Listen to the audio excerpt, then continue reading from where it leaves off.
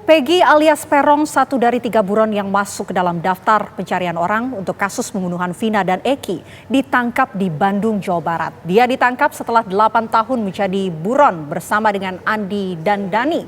Bersama dengan penangkapan Peggy, penyidik Polda Jawa Barat ini meminjam 7 terpidana dari lapas kelas 1 Cirebon, Jawa Barat. Apakah keterangan dari kedua pihak akan dikonfrontir untuk menemukan fakta baru kasus pembunuhan Vina dan Eki? Bersama kami pemirsa telah bergabung ada kuasa hukum keluarga Vina, Alit Anindita Pratama, kemudian ada Komisioner Kompolnas Yusuf Warshim, dan juga Ketua Indonesia Police Watch Sugeng Teguh Santoso. Kita langsung ke Mas Alit, melihat perkembangan hari ini, 1 dari 3 DPO atas nama Peggy alias Peron berhasil ditangkap oleh pihak kepolisian. Di waktu yang bersamaan, 7 terpidana dipinjamkan ke lapas yang ada di Bandung, Jawa Barat. Seperti apa pengamatan Anda, Mas Alit? Ya, yang pertama kami dari kuasa hukum almarhum Vina dari tim Hotman 911 berterima kasih kepada Polri yang sudah menangkap pelaku DPO alias Peggy alias Peron. Lalu Mas? Ya, gimana? Kami juga ingin tahu, setelah penangkapan Peggy alias Peron ini dari kuasa hukum, apakah menemukan ada titik terang atas pencarian pembunuh Vina ini? Semoga saja Mas ada titik terang ke depannya dan Peggy alias Peron akan mengungkap yang 2 pelaku lagi yang masih buronan DPO. Oke, Mas Alit, Anda sempat tahu nggak siapa sosok dari Peggy alias Peron ini, Mas? Infonya katanya si pelaku kepada almarhum Vina. Oke, mungkin keterangan dari pihak keluarga korban ini mengenalkah sosok Peggy alias Peron ini, Mas? Mengenal. Tapi seperti ini Mas Alit, kami ingin tahu, kita ingin menyamakan antara sudut pandang pihak keluarga dengan ciri-ciri yang sudah dirilis oleh pihak kepolisian. Bahkan fotonya Peggy ini juga sudah tersebar, Mas. Yang pengetahuan kuasa hukum, peran Peggy ini seperti apa sejauh ini dalam kasus pembunuhan Vina 8 tahun silam, Mas Alit? Kurang jelas Mas suaranya. Baik, kami coba ke narasumber yang lainnya terlebih dahulu. Pak Yusuf Warshim, kami ingin tahu pandangan dari Pak Yusuf Warshim melihat perkembangan hari ini Peggy alias Peron, 1 dari 3 DPO yang gerak cepat polisi Pak, langsung ditangkap. Apakah ini akan membuka tabir misteri selama ini kasus pembunuhan Vina? Pak Yusuf Warshim. Baik, terima kasih Mas Andro. Itu penangkapan salah satu tersangka yang buron itu, salah satunya Peggy. Kita patut mengucapkan terima kasih pada kepolisian. Kompolnas sendiri dari kemarin kami terus mendorong agar kasusnya sesuai dengan putusan pengadilan yang sudah ingkrah itu bukan kecelakaan tapi pembunuhan. Ini belum tuntas karena masih ada yang belum tertangkap dan menjadi DPO pada saat ini. 1 Peggy sudah ditangkap, tentu mudah-mudahan penangkapan ini memberikan petunjuk kepada arah jalan untuk bisa menangkap 2 lagi. Itu yang paling utama yang kami garis bawahi.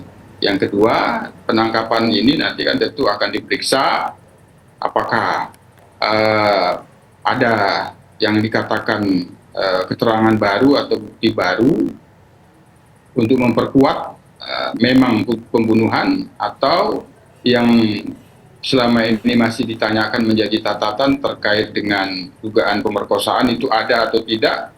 Ini tentu sepenuhnya kita serahkan kepada penyidik untuk melakukan penggalian, pemeriksaan, dan bila perlu pengembangan apakah nanti ada novum terkait dengan kasus ini. Namun harapannya ya tentu apa yang sudah diputuskan ini menjadi jelas dengan tertangkapnya semua daftar pencarian orang ini, Mas Andro. Kalau kami posisinya seperti itu. Oke. Baik, kalau gitu saya mau ke IPW Pak Sugeng. Pak Sugeng, ini kan setelah 8 tahun begitu, baru sekarang tertangkap salah satu dari 3 DPO. Anda melihatnya seperti apa? Apakah ada kejanggalan dari kacamata Anda, Pak Sugeng? kalau pendapat IPW, ketika 8 tahun yang lalu dengan data DPO yang kemudian minim itu sudah diurus ini pertama ya oleh kepolisian. Sudah diurus karena merasa cukup 8 orang sudah dipidana. Itu yang pertama. Kemudian yang kedua, baru menjadi perhatian Mabes Polri dengan Polda Jabar saat ini ketika viral. Ya. Nah, sekarang IPW sempat skeptis bahwa ini bisa diungkap DPO. Ternyata di luar dugaan begitu cepat. Jadi perlu diapresiasi. Yang penting, nah ini yang penting nih, kan ini menjadi sorotan kepada institusi Polri terkait proses ini. Ini jangan jadi sorotan lagi setelah penangkapan itu. Apa? Soal akuntabilitas kerja kepolisian ketika menangkap dan memproses Peggy. Apa maksudnya akuntabilitas? Yaitu bahwa kerja kepolisian dapat dipertanggungjawabkan secara hukum. Apa syaratnya? Syaratnya itu profesionalisme dikedepankan, kemudian juga hak-hak tersangka diberikan, ya, keadilan bagi semua pihak diberikan, ya. Oleh karena itu pendekatannya adalah scientific criminal investigation, ya, bukan diulang lagi keluhan seperti Saka Tatal, yaitu bahwa Peggy atau Peron ini kemudian ditekan. Tidak boleh. Untuk akuntabilitas terhadap Peggy, IPW menyarankan agar kepada Peggy diberikan advokat yang independen, ya. Walaupun kalau Peggy ini tidak bisa membayar jasa pengacara, yang ditunjuk oleh polisi kalau nanti bantuan hukumnya pro bono, advokat yang kredibilitasnya bisa punya kredibilitas yang baik, ya, bukan asal-asalan. Tujuannya supaya hak-hak Peggy itu dilindungi. Dia tidak boleh diasingkan, tidak bisa diakses oleh keluarga, oleh pengacaranya. Peggy juga harus dijauhkan dari tekanan-tekanan. Itu catatan dari Pak Sugeng, tapi tadi Bapak mengatakan jangan asal-asalan secara prosedur hukum dalam penangkapan Peggy ini. Tapi wajar tidak Pak jika secara pergerakan aparat ini diungkapkan terlebih dahulu tapi rilisnya ditunda untuk menunggu sampai seluruh bukti lengkap baru kemudian rilis resmi di hadapan publik. Sesaat lagi Pak Sugeng ditanggapi hanya di Kabar Petang pemirsa.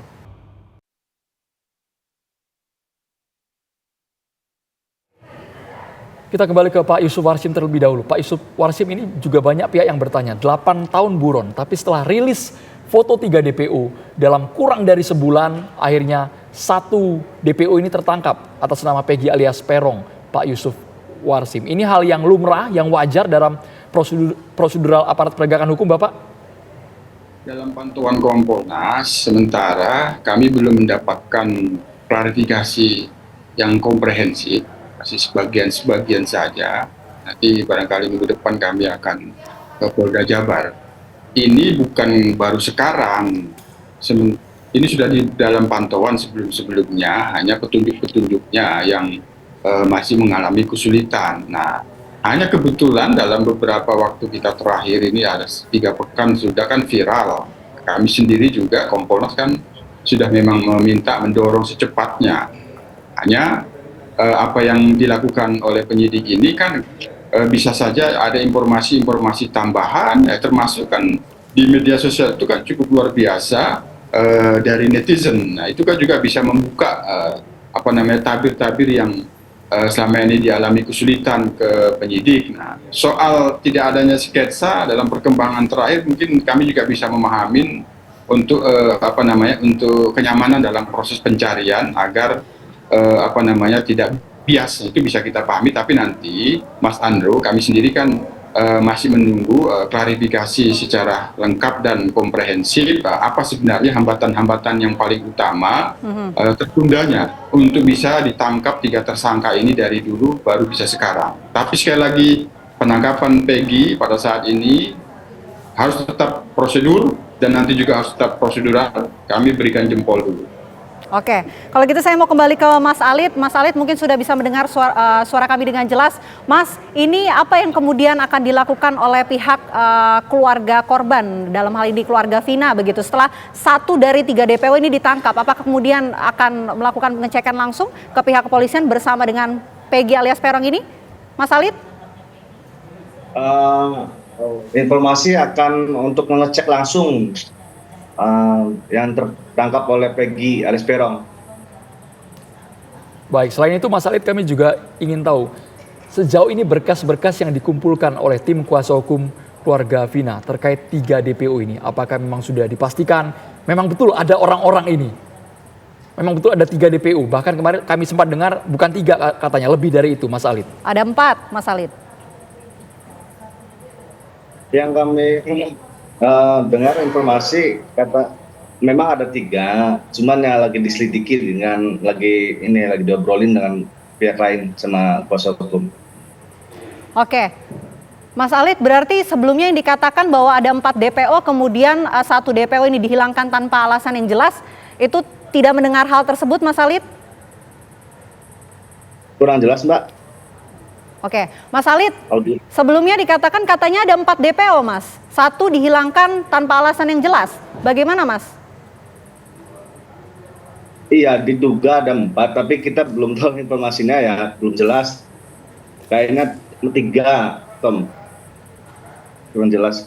Mas Alit, seperti ini Mas, kami tidak mau mendiskreditkan siapapun itu pihaknya, tapi kalau muncul sampai perkataan 4 DPO ini, Mas Alit sumbernya dari mana, Mas? Dengar-dengar sih, Mas. Oke, kalau 3. Kalau untuk 2 DPO lain yang belum ditemukan, ini apakah mengenal sosok 2 DPO ini, Mas Alit? Kurang jelas. Baik, kita ini ke Pak Sugeng Teguh. Pak Sugeng Teguh, ini kan di waktu yang bersamaan juga ada perkataan dari mantan terpidana, Pak Saka, yang merasa bahwa ia merupakan korban salah sasaran. Apakah Peggy ini, Pak, supaya tidak simpang siur di tengah publik, hal yang sama juga dilakukan atau seperti apa, Pak Sugeng Teguh? Ya, jadi tadi saya sudah sampaikan ya bahwa akuntabilitas dalam proses penangkapan Peggy dan proses pemeriksaan nanti, akuntabilitasnya harus dikedepankan oleh penyidik. Harus disediakan pengacara yang bagus ya. Si Peggy tidak boleh ditekan ya. Kemudian gunakan pendekatan scientific crime investigation berdasarkan KUHP. Minimal 2 alat bukti sudah ada ya. Kalau mau menetapkan dia sebagai tersangka. Kalau ini semuanya terpenuhi, saya yakin kepercayaan publik dalam pengungkapan ini kepada kepolisian menjadi semakin besar ya, bahwa publik percaya polisi berhasil mengungkap ini dengan baik seperti itu. Kalau Saka Tatal kan sudah didengar tuh, ya, bahwa dia korban salah tangkap, ya, dia menyatakan begitu. Kenapa? Ada pendekatan kekerasan. Saka Tatal tidak bisa membuktikan bahwa dia itu dilakukan tekanan karena teknik-teknik untuk melakukan mendapatkan pengakuan dengan kekerasan itu ada tekniknya ya, dan tidak akan bisa dibuktikan kekerasan itu. Nah, pada Peggy kasusnya akuntabilitas yang harus dikedepankan. Ya, soal isu-isu lain ini memang menurut saya tidak boleh berkembang terlalu jauh lah ya, soal ada yang melindungi 4 orang. Semuanya harus ada satu argumentasi dan alasannya. Kalau tidak jelas itu disampingkan. Kita tidak perlu membesar-besarkan yang belum jelas, tapi fokus pada proses pemeriksaan yang bisa dipertanggungjawabkan.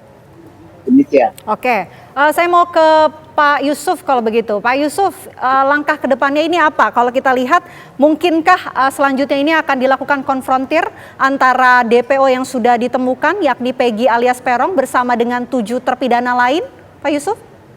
Ya, itu kewenangan penyidik, ya, sepenuhnya kita serahkan, kita percayakan kepada penyidik, karena itu tidak bisa kita intervensi. Yang pasti penyidik akan menggali informasi dari Peggy, ya sesuai dengan teknik penyidikan tentu akan disesuaikan apakah itu dikonfrontasi dengan keterangan 7 terpidana yang sudah dibawa ke Polda itu biar kita serahkan kepada penyidik, karena itu kewenangan penyidik.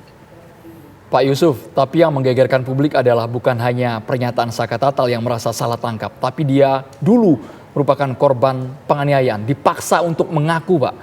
Ya, itu soal prosedur ya, dan SOP tentu wilayahnya berbeda. Nanti kita akan lihat, karena kami sudah minta klarifikasi bagaimana proses dulu ada aduan di Propam, termasuk kan ada pengaduan di Komnas HAM yang apakah di Propam itu sudah ada tindak lanjutnya, ada jawaban Polri ke Komnas HAM itu seiring itu nanti kita lihat klarifikasi lengkapnya.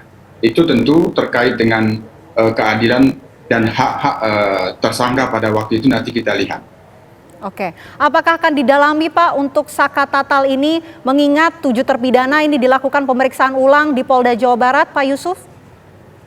Ya, pendalaman terkait dengan apa yang telah berkekuatan tetap itu pembunuhan kan itu tentu hanya terkait dengan dugaan pemerkosaannya ya perlu, karena itu ada dalam barang bukti visum menduga ke sana.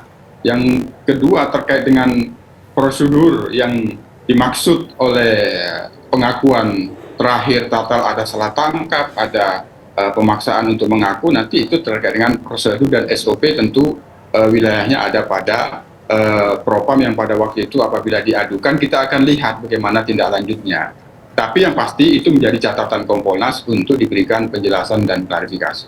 Baik, kita ke Mas Alit. Mas Alit, Peggy sudah tertangkap. Ada Andi dan juga Dani. Mas Alit sebagai kuasa hukum tahu siapa Andi dan juga Dani ini, Mas? 2 DPO lainnya yang masih belum jelas keberadaannya?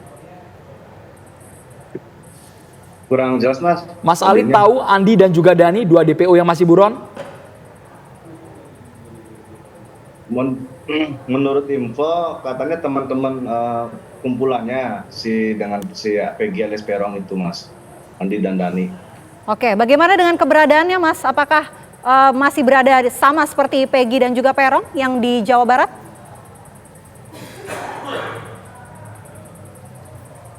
Keberadaannya belum jelas, Mbak. Belum jelas, belum diketahui. Oke. Baik. Terima kasih banyak Mas Alit, Pak Yusuf Warsim dan juga Pak Sugeng Teguh Santoso sudah bergabung di Kabar Petang. Kita tunggu semoga kasus ini segera terang benderang pemirsa.